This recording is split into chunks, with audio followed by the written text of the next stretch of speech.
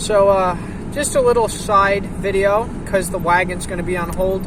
I was having an issue with this car a couple days ago. I removed the battery after a couple days of not using it because it was having a hard time starting, and charged it and it started right up. But I noticed once it got off of that high idle, it started surging pretty bad, and it made it pretty undrivable.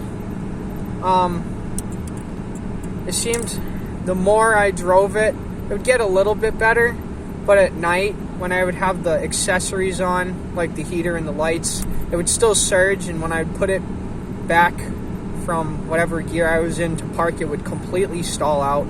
It would stall out at the gas station, even just a little bit warm, and it's kind of embarrassing. So I'm sure a lot of you have heard of the Mustang base idle reset, and this car, being a 5.0 fuel injected, is pretty similar. So what I ended up doing is I disconnected the battery and let it sit for like 30 minutes. And they recommend unplugging the idle air control valve and turning the car back on, but mine would not stay, on. It would just shut right off. So I turned it about a quarter of a turn, so it would barely sputter on when the idle air control valve was unplugged.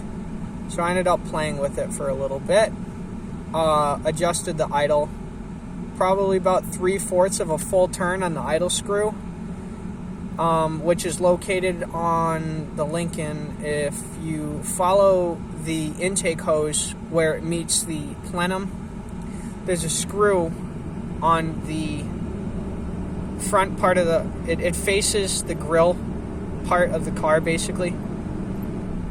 And I did mine about 3/4 of a turn, and that was good enough. And then I took it on a nice long drive. The computer needs to adjust. What I was doing before is, because I assumed the idle screw had not been messed with since factory, I thought, maybe it just needs a drive. No matter what I did, no matter how long I drove it, it would never adjust. So if you have an issue with these older cars and they don't run correctly after you unplug the battery, that idle screw might need to be adjusted, because those factory settings just don't really work anymore. It's an older vehicle now, so it runs a little differently. And usually what will happen as your car gets older, the sensor will compensate for it.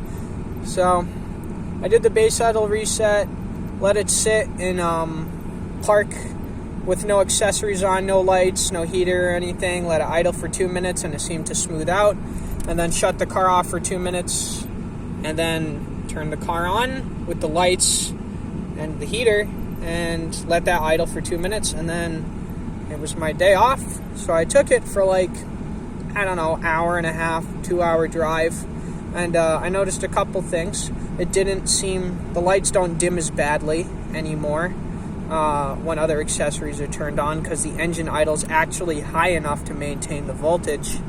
It doesn't stall in gears anymore, and it seems to be getting a little better gas mileage. So some people on these old box Panthers might actually have to do that. So just beware of that.